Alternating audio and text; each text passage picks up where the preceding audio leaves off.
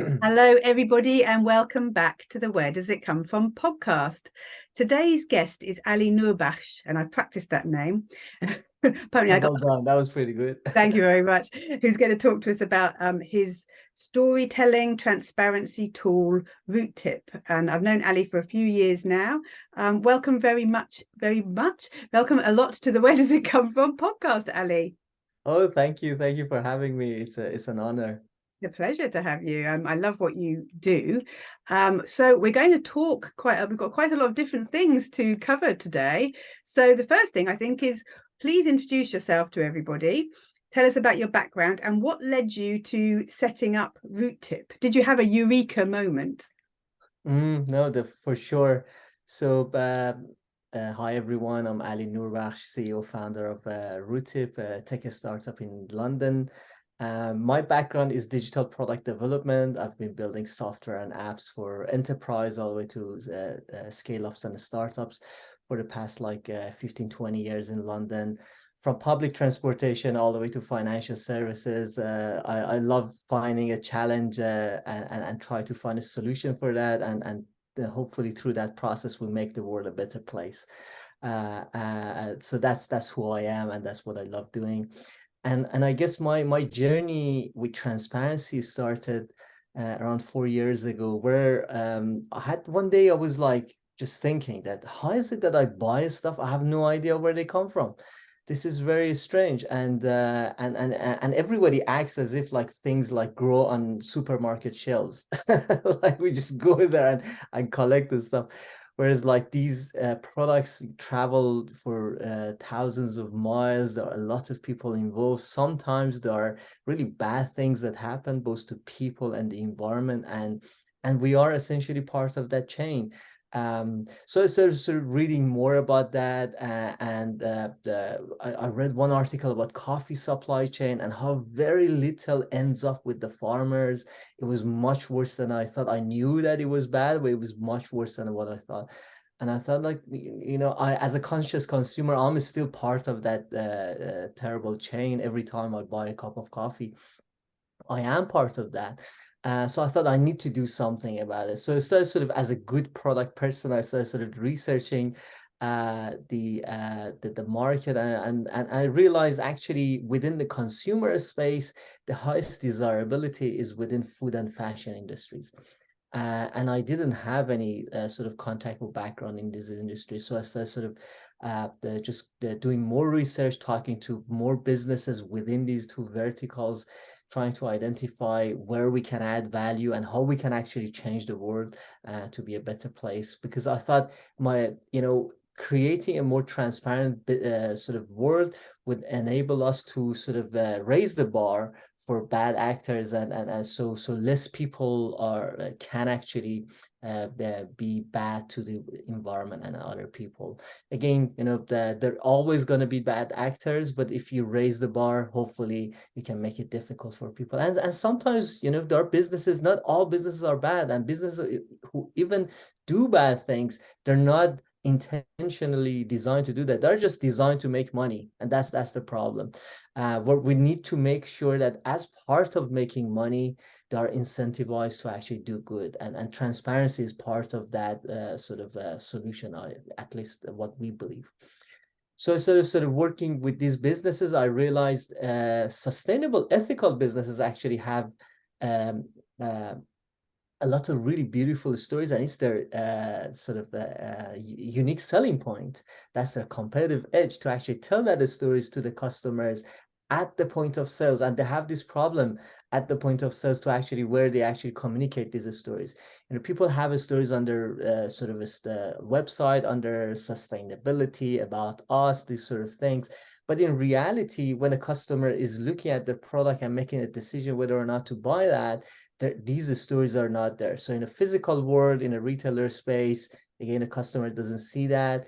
And even online, when they are actually on their website, they're looking at a product page. Not many people actually go all over the website to find all these beautiful stories about that brand and what they're doing and the beautiful impact they're creating. So it's a missed opportunity, and that was a big pain point. So we were like, great, this is a good place that we can start to really focus on storytelling. How do we actually tell the story of the product, and in order to create transparency and gradually change the world in that sense, change the way that we buy stuff. So that was the Eureka more, and that's how, you know, the whole thing started, and we started sort of building the whole platform.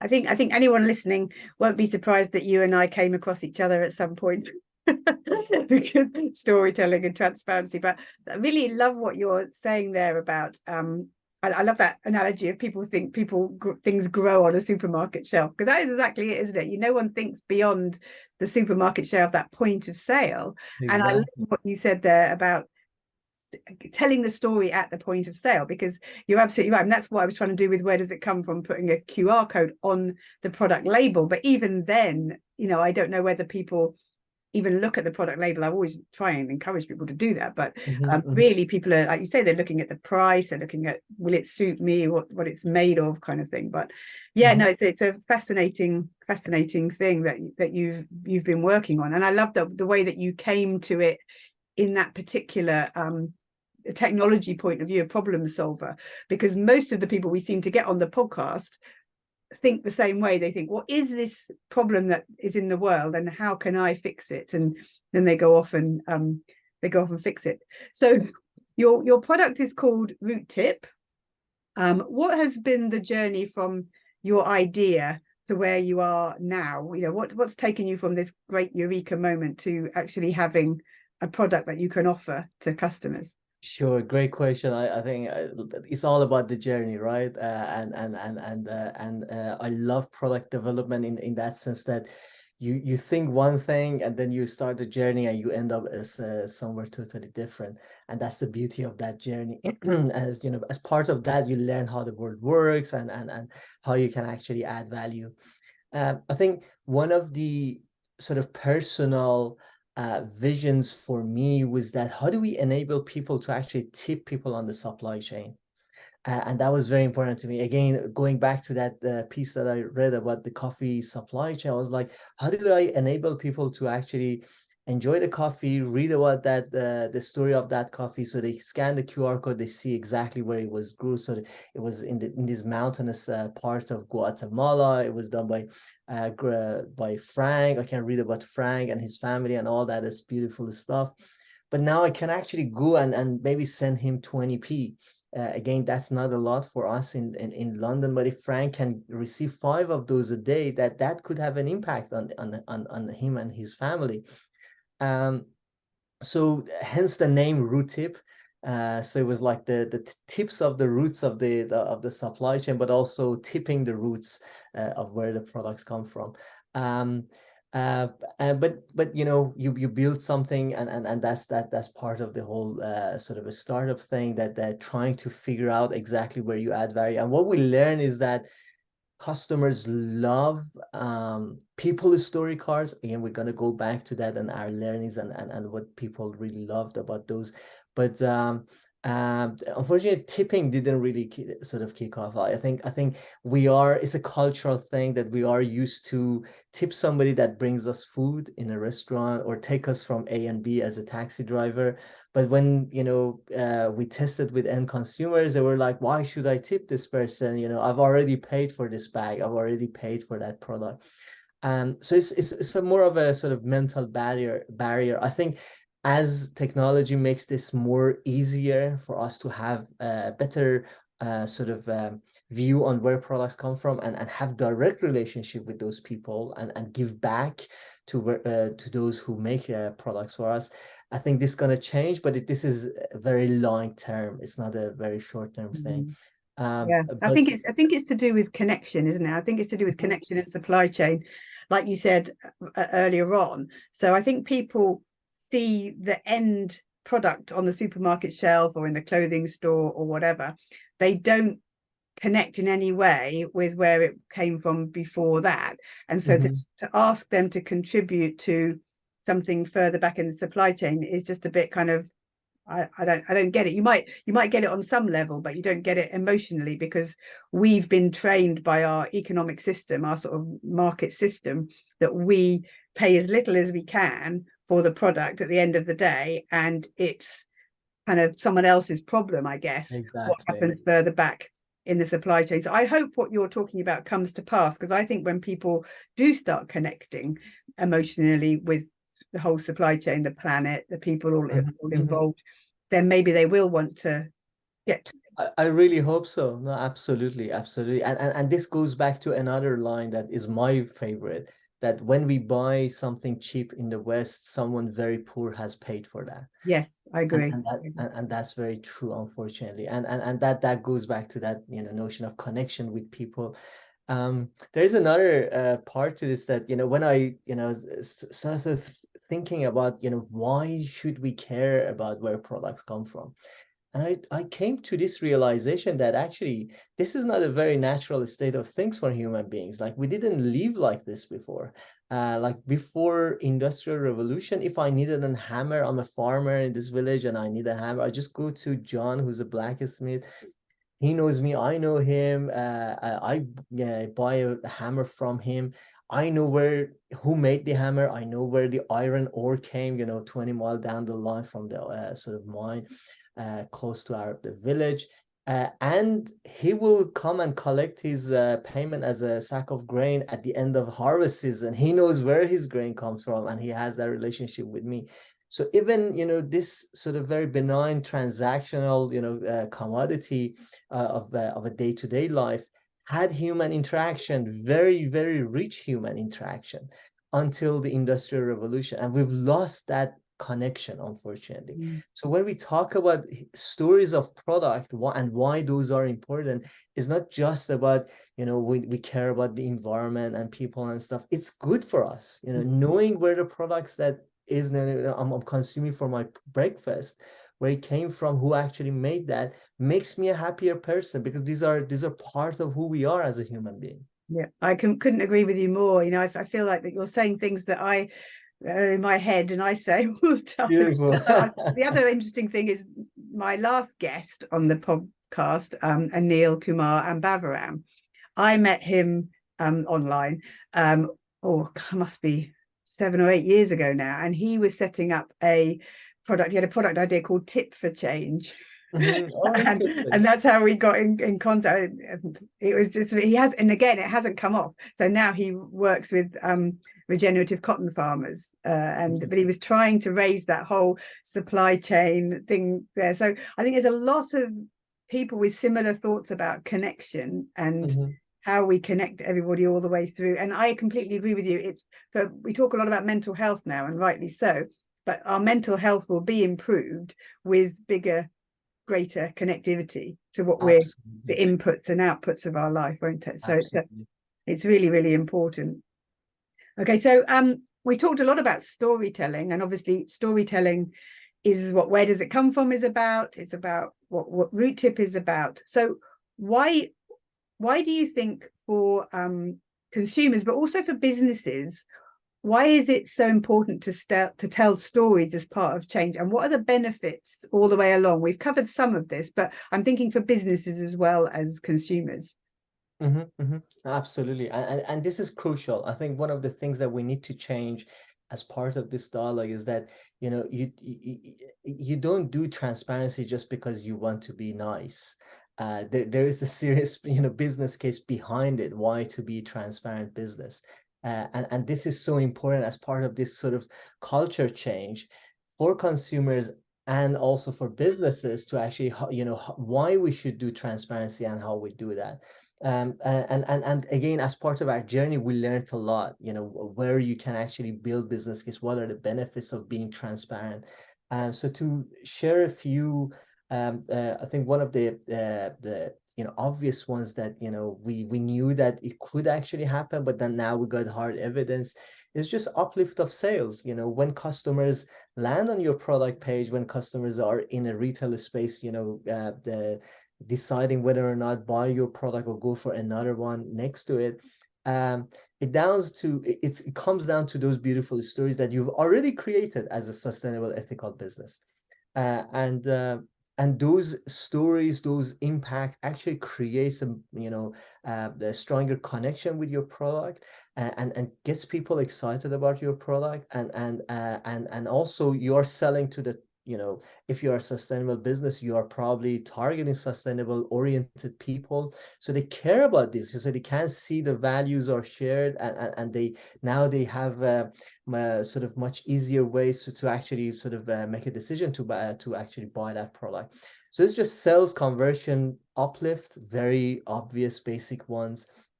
Another one is around premium price justification. Sometimes, again, creating a sustainable, ethical supply chain is costly, and it's difficult to do that. And that pushes your costs and pushes your pricing up. And again, if you're not transparent, you're not showing why this premium price exists. And again, being transparent is a way to actually have a better sort of premium price justification. And it goes down to sort of the operational stuff. Again, anybody can just go modify the website, add the stories the way that they want into like product pages and things like that. But again, it's very hard. If anybody with a Shopify, WordPress, the sort of website knows that managing this content, again, if you add all these stories, you're gonna have like two kilometers pages for your product pages. And customers will not go through all of that. It's not sort of user friendly. Every time you want to change anything, you have to go find a page, change it. And if it's embedded in a number of different pages, you have to go to in each individual one and change that.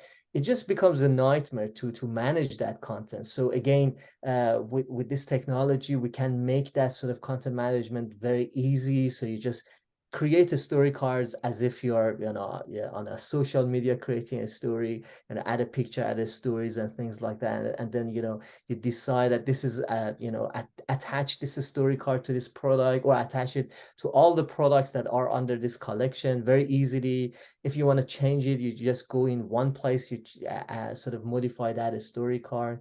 So it really helps with the operation side of things. It also adds a sort of analytics learnings from your and insight to your customers and to your e-commerce and retail space, in a way that you can actually get feedback that, okay, how many of the stories have been viewed, which were, which historical has actually got the most engagement. So you better understand which stories of your the products customers really actually care about. You thought actually getting that certification or bringing your carbon footprint for that process was very important, but then you see actually customers care about your water consumption, and this is really, really vital for them.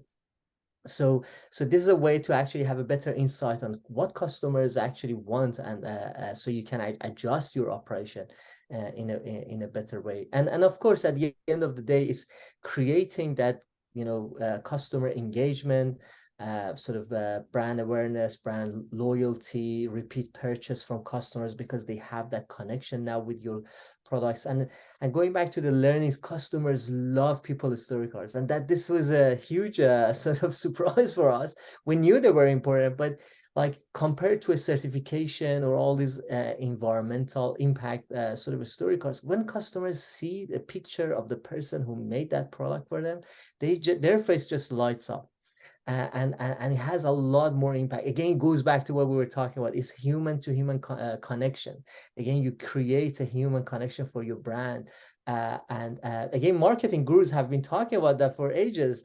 So we're not reinventing the wheel.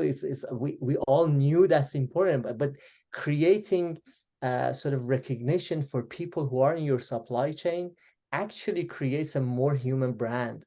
And enables you to have a better connection with your customers. So these are massive benefits for transparency that justifies why we should invest, all of us, we should invest in to create a more transparent world. No, definitely, absolutely. I mean, I couldn't agree more, which won't surprise you at all. In terms of websites and the technology behind it, I mean, obviously, the brand that I set up 10 years ago, where does it come from? We've been telling stories now all the time, and we did it exactly as you say. So every product has a page which has a story, which has video and photos and text, and the customer has to go and find that. And as you Exactly. know, a few years ago, when well, not only did it take up huge amounts of space, but the customer has to go and make that effort to find that journey. And although you put a link on the product page to do that, they're not so keen to do that if they can't No, see they're not. something simple. So with our old website, as you know, we did have that on there, and I have an action to get the web developer to put them on the new website as well. Fantastic. Stories, because I think one thing I really liked about it was that you could have, for example, we might have a cotton spinner in a cooperative who span the cotton for, or was involved in spinning the cotton for one product, but also another product. So then you can use that story card across Exactly. the different products. And then also organizations that we've worked with, you know, Udyog Bharti, Khmer, Moral Fiber Fabrics. We haven't just worked with them with one product set, we work with several. So you're not duplicating all that information, wasting valuable web resources, you know, and customer time. So yeah, I think it's a really nice, simple way. And I also like the feature that Rootip has with the map, so that a customer can take a glance at a map and see that, for example, with our products, they're all made within a couple of 100 kilometers. What the cotton grows, the spinning, weaving, whatever, and then it comes over to the UK. Whereas in a lot of organizations, that product could have gone all over the world, you know, raw material, Absolutely. printed here, buttons there, whatever. So yeah, it's a really good it's a really good tool, and I can certainly, we're planning to get it back on the new version of Where Does It Come From website very soon, if anyone's listening. The other thing I wanted to say was, from what you're saying, it's not just sales, it's also ESG, isn't it? So a lot of businesses now are being targeted on things like the Sustainable Development Goals. They're looking to go for B Corp. You have to have some kind of, not exactly evidence, but what would you call it, collateral, I suppose, to show that you have that transparency and those positive benefits. And so having stories built up and proper connections with organizations, with makers, you know, it gives you that collateral as well. So it's not just sales. Obviously sales can't have a business without sales, but your ESG and your other, it's giving you that base of content as well to help you with that. So I think that's another one for businesses to think about. Absolutely. And there are a lot of new regulations coming into the place, especially in Europe. I think next year, businesses over the 400 million revenue have to start reporting on their sustainability stuff. But then that's going to gradually come down all the way to SMEs and smaller businesses. Yeah.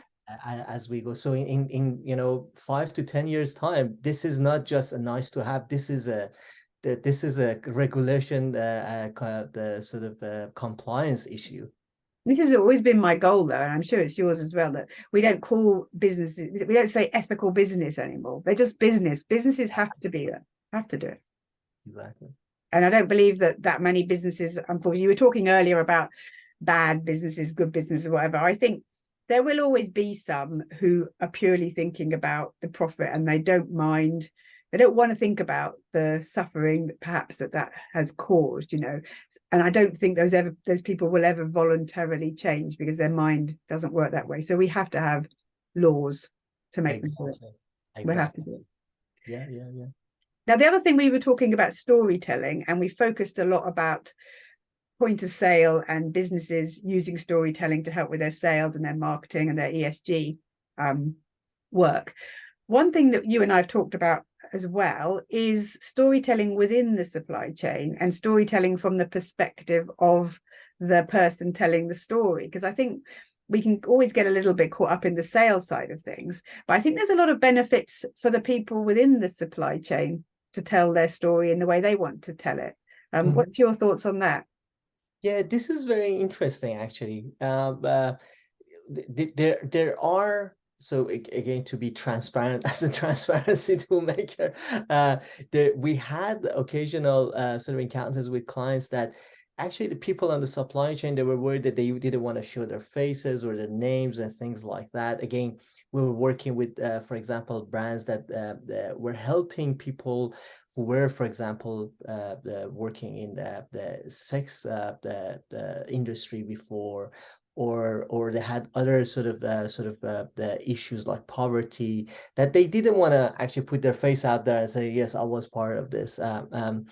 So again, we went through another learning curve, that actually you can be transparent without but also be anonymous at the same time. This is another thing. Again, some businesses also don't want to show exactly where their supply chains are because they're worried that competitors would copy that. Again, that's another thing that we saw as part of. And again, we designed a platform and we came to this notion that you can be anonymous but transparent. These are not competing elements. So, for example, for people who don't want to share their names or faces, you can actually take a picture from their bag working, and that doesn't show their face. They could have pseudonyms and things like that, but they can still talk about their story and the amazing journey that they had and the impact of the brand and the business that gave them the job and all that beautiful stuff. And also having just understanding who this person is that has made that product for you. And all the way to businesses that, they can actually create. You can show that, it came from a mill in Cornwall, and then went to this processing place in in Swindon, but you don't have to name that business again. These are other elements that you mentioned the map exactly. Customers love visual things. A picture speaks 1,000 words, and they just see that where it's coming from. They don't need to know where the business is and what the name of that business, but they can actually see where the product actually traveled and how it actually got to their hand. And going back to your first point around, why people and how they actually like to share their stories, this was very interesting for me. I was sort of involved with this the production line in India in fashion industry, and we were just doing a pilot talking to the people in the factory, and they were like, I don't really care about the tips. Yeah, sure, they can send me money. But I really love the fact that when somebody buys this luxury sort of handbag in a fancy retail shop in New York, Paris, or London, they see my face and they can see who actually made that. And I was like, of course, like, fundamentals of human needs, like recognition, more than the financial incentives, just these workers, they love the fact that people recognize them as someone who has actually made those fancy products that are sold for hundreds of dollars. And this was so interesting. I was huge learning. Again, it has a lot of benefits for the employees and for the workers. And the fact that, again, not only you create a connection, human connection for the customers, you also, from the other side, you are creating connection for your employees, for the people who are involved in making your products with their customers, and that has a huge impact on their lives as well. No, I think that's really interesting. You just reminded me, again, on the last episode with Anil, he said he was telling us a story of how they took a T-shirt back to one of the farmers, the end T-shirt that they'd made for a festival in the Netherlands, and they brought the T-shirt back to the farmers, and there was an old man, he said, a 70-year-old man who was holding this T-shirt saying, it's the first time I've ever, oh my God, something and known where the cotton that I farm has gone so to, beautiful. And it is, I think I think you're right, it's recognition, it's almost valuing respect, isn't it? Valuing people, respecting people for their skills. Again, when I was in India a few years ago now, 2016, I was visiting the cooperatives in Gujarat, or Jogbati cooperatives, and I went into the cooperative with my friend and supplier Shalini, and they were spinning cotton but using solar power, and they were very proud to show us this sort of innovation, how they were doing this. And there was a lady who was spinning, and she kept catching my eye, and I kept saying to Shalini, I know her face from somewhere. How do I know this woman? I'm gone to the other side of the world. And she said, oh, she was in your stories. She was involved in making one of the other things. And this woman, she was waving at me after a while. She was waving, and I went over and with a translator, and she said, yes, I was in your story. I was in your story. And so, of course, she then had to pose again and be in more photos and more stories. But she was so happy, and I was so happy because we connected. It was really wonderful. So if anyone goes on to the Where Does It Come From stories and sees a smiling lady spinning solar cotton, that was her. Exactly. And it goes back again to that idea of the natural state of things for human beings. Again, we treat things that have just grown in the supermarket shelves, whereas like, in that example prior to the Industrial Revolution, I would go to somebody, I would show them respect when I got the product from them. They would show me respect when I got the product from them, and they would come and get the commodities in return. And we don't do that anymore. We were totally disconnected, and this is the problem with all the mental health issues that you Yeah. mentioned.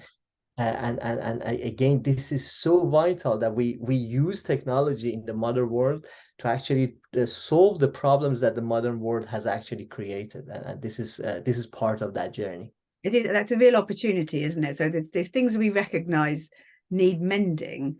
Mm-hmm. And I think with technology, but particularly since the pandemic, we've all become much more aware of global connection using tools like Zoom that we're doing right now. Exactly. And I think we can use the tools to tell the stories, to build those kinds of connections, and rebuild some of what we've lost over the previous 100 years or so. I mean, I'm thinking of things that Gandhi, actually going back to India, Gandhi used to talk about, was that connecting again with the farmers, the people whose hands are dirty. So at the moment, our model pushes back those people with the dirty hands to be something we don't want to see. It's not something we don't want to know about. We want to have our food in the supermarket wrapped in cling film. We want to have our clothes looking shiny and new and clean. We don't want to think about how the fact that the cotton grew in the ground, that your clothes were, your food grew in the ground or came from an animal or something like that. And we need to use the technology to retell those stories, which is,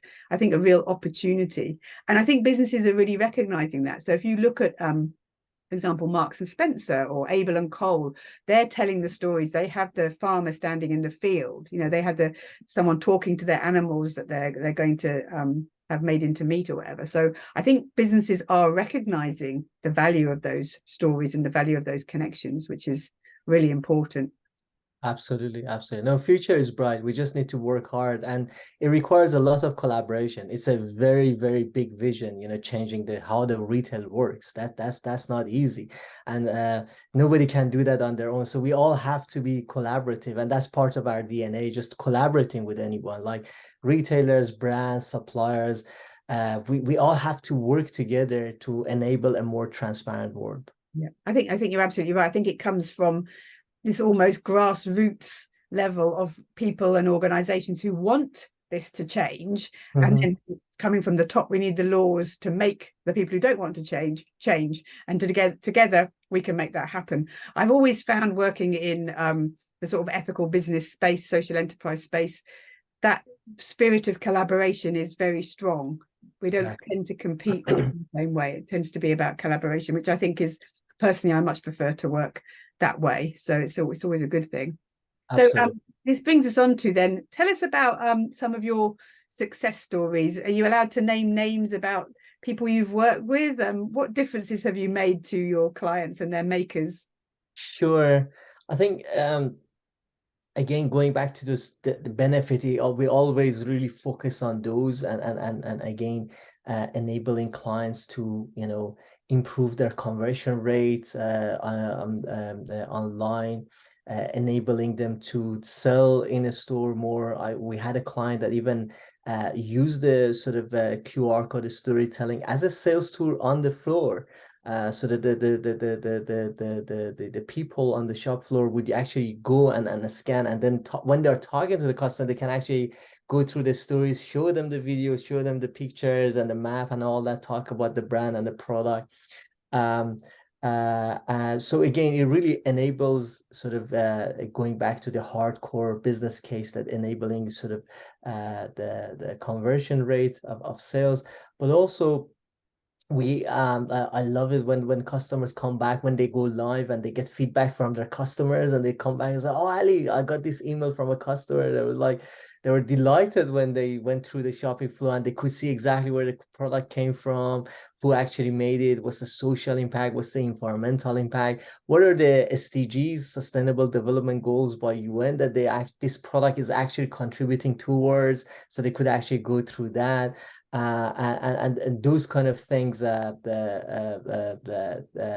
has been sort of reproduced with every client that we work. So we prefer not to name names, but basically these are the success stories of clients that essentially from the sort of brand building all the way to conversions and sales, how they've actually managed to sort of improve their business and have a very hardcore business case for transparency. So if another manager comes in that is just money oriented and doesn't care about the environment or the ethics and anything like that, still they can see in black and white, this is important, this needs to be there. So we have no problem actually making those cases. I think that's so important, isn't it? It's a shame you won't name and do the opposite of shame, but I understand that your clients may not want to know that all their success comes through Rootip. Appreciate it, thank you. No, so it's a fascinating thing. What do you think comes next for Rootip? What do you think is going to be happening next? I know you're always constantly developing new features. Exactly. Well, yeah, we love developing new stuff and creating more sort of the better tools essentially to create this new sort of transparent world. But I think we identify two major elements for us. These are the two major sort of development streams at the moment for us. One is how do we automate this sort of the whole transparency process? At the moment, it's super easy for you to actually go create story cards and attach it. We got our own Shopify app and a widget that somebody can actually drop them in the website very easily. So sometimes people are, the biggest blocker for them is like, oh my God, I have to go through all this, huge project to actually enable that. And what we've learned and what we sort of always advocate is that think about the transparency as a journey. Like sustainability is not something like you just take, 1, 2, 3, and then now you're transparent. It's just that you gradually add more resolution to that picture. So start with what you have. And so as part of that process, we enable clients to actually go live within a day. Somebody can actually go live within half an hour, basically. So it's super easy.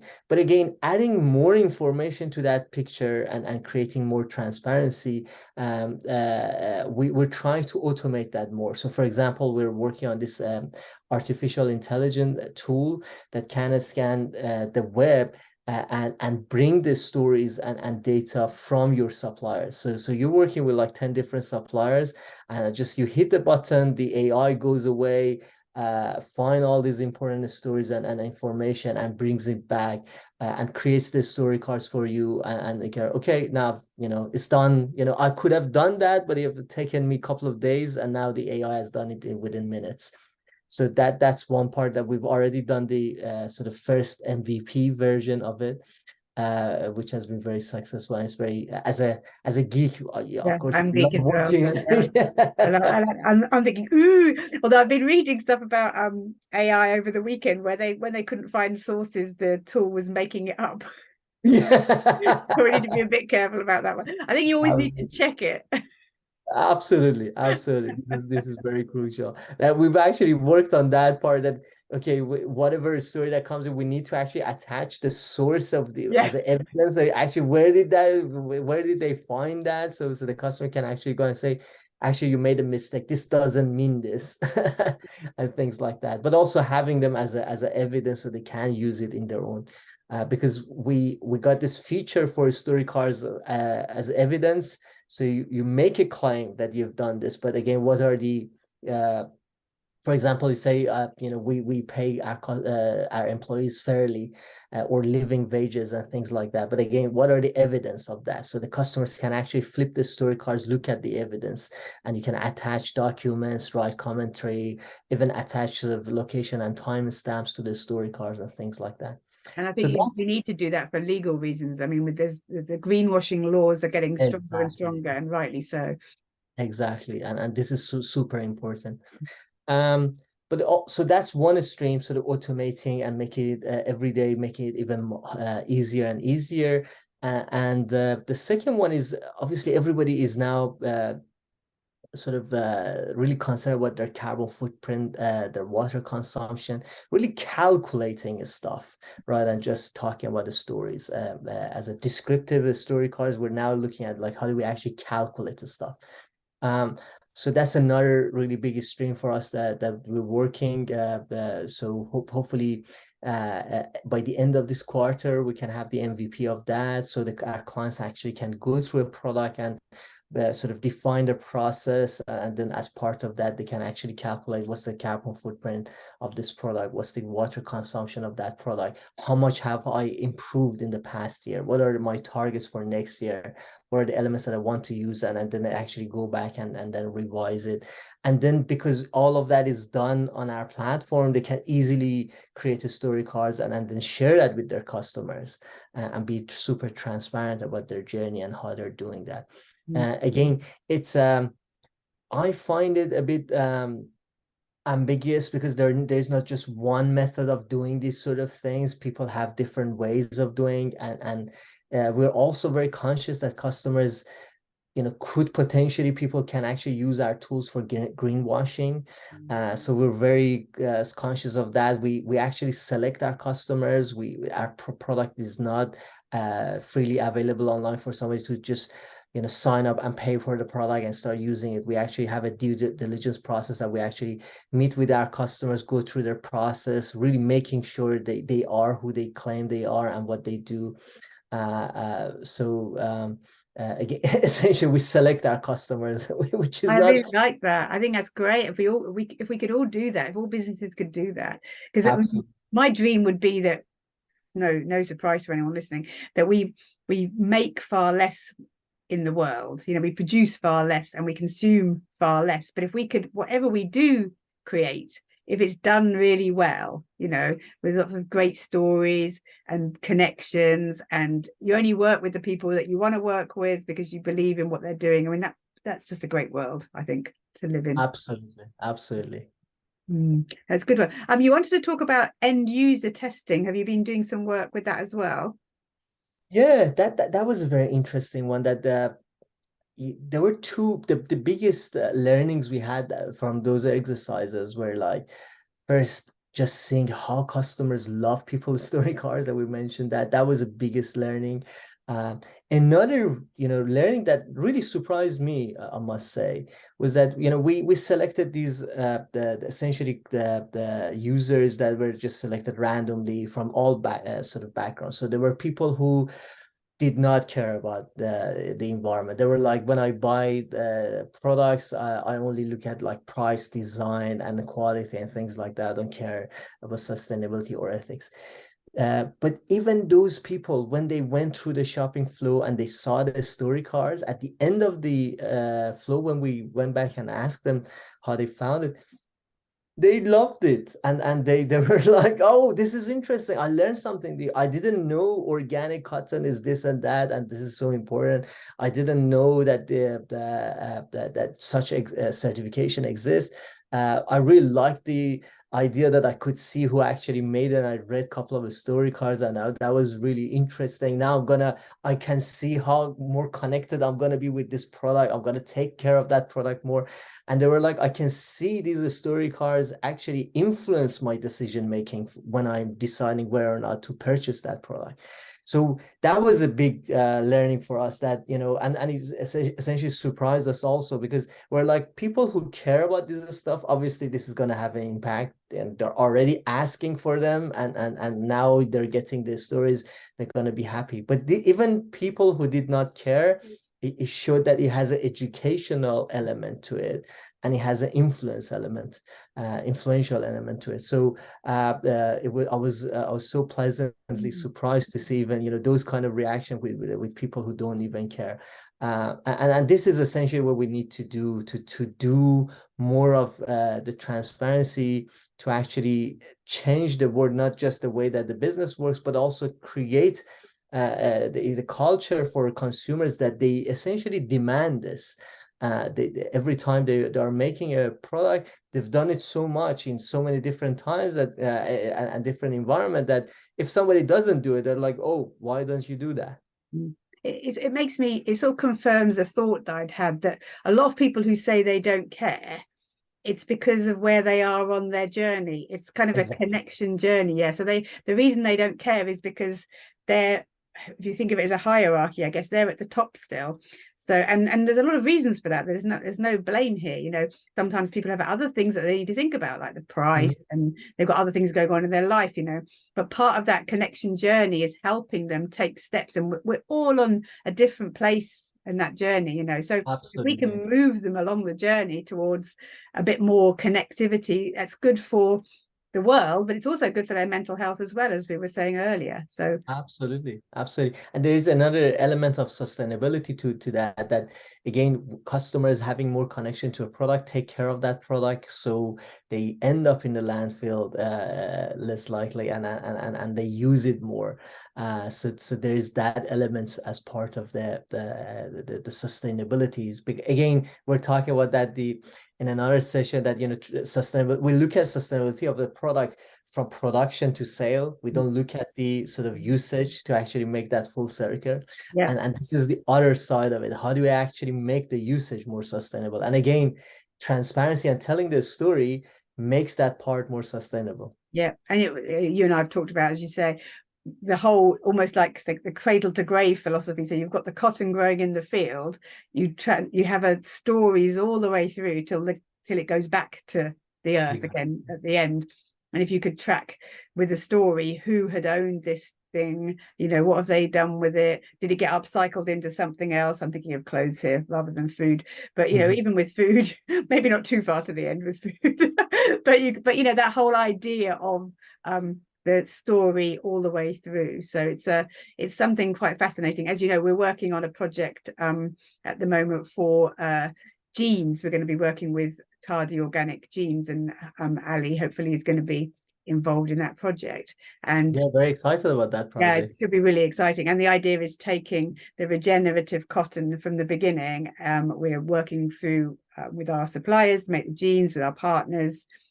This project's called Sanja Stories. It's a collaborative project, and the customer will get the opportunity to customize their designs the way they want. And then we hope that they'll go onto the storytelling platform and be able to say, yes, I had this, and then I passed it on to my sister, or I sold it on eBay. And you know, you ask each new owner to claim it and talk about it and what they've done to it all the way to the end. So that's what we envisage anyway. That's what we hope for. Fingers crossed. Absolutely, absolutely. I'm sure I'll tell people more about that project when it's a little bit further along. Okay, so you mentioned that you're very selective about your customers. If there are businesses who are listening to this podcast and they want to get in touch with you, and you can talk about whether you want to work together, how can they get in touch with you? Sure. So we live on rootip.io, rootip.io. My email is ali@rootip.io. They can just send me an email or find me on LinkedIn, send me a message there.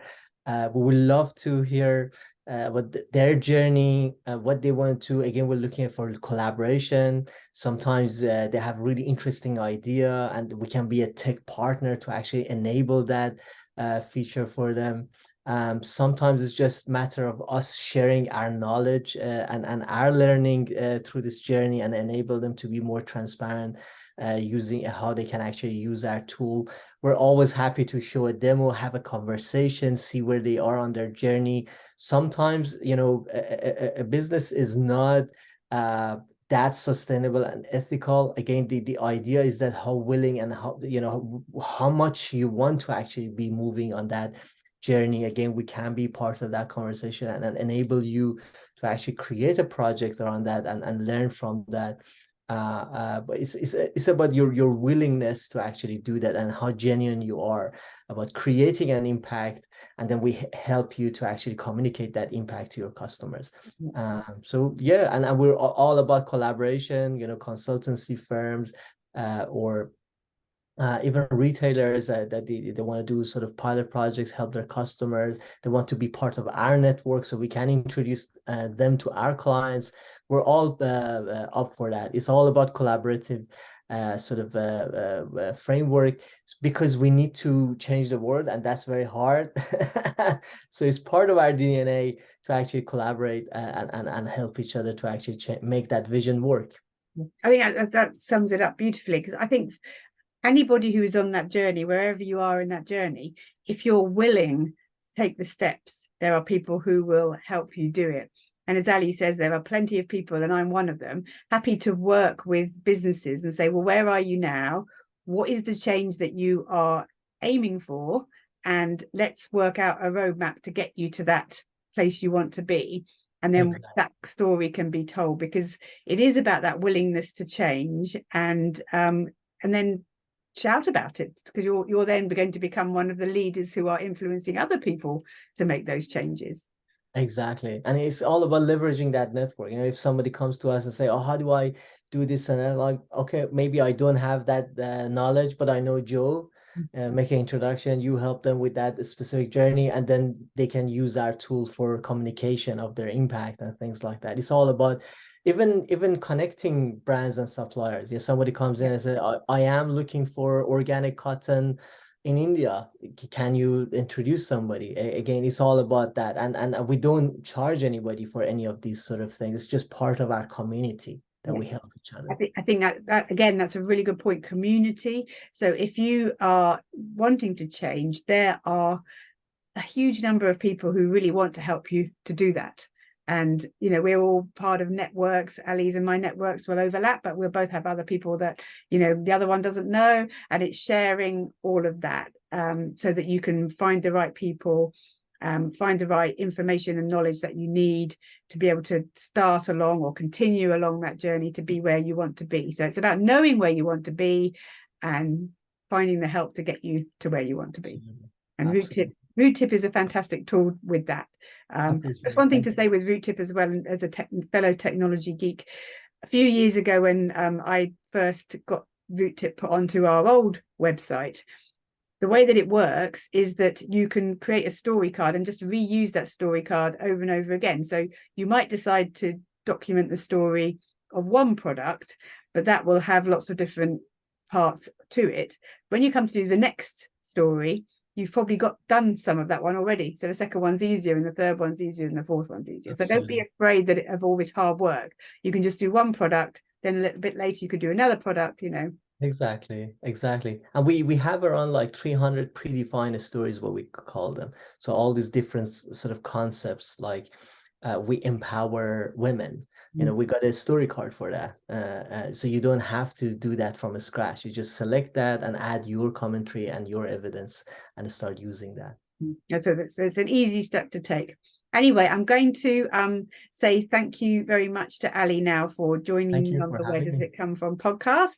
It's been fascinating. If you look at the text that comes with this podcast, we'll have links there. So you, as Ali's mentioned, his email and Rootip IO, you can go and visit those websites, get in touch with Ali. That will all be there.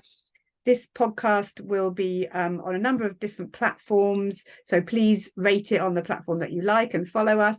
And then also the video will go onto YouTube, so if you want to actually watch us talking to each other, then you can do that as well. And again, please follow us and comment and like it on YouTube. The reason for doing that is because it shares the podcast with more and more people. The more people like it and follow it, the more people get to see it, and that's what we want, to spread the word. So again, thank you very much, Ali, for joining us on the Where Does It Come From podcast. It's been a pleasure to have you. Thank you for having us, and hopefully we can change the world together. That's all that matters. Absolutely. Thank you.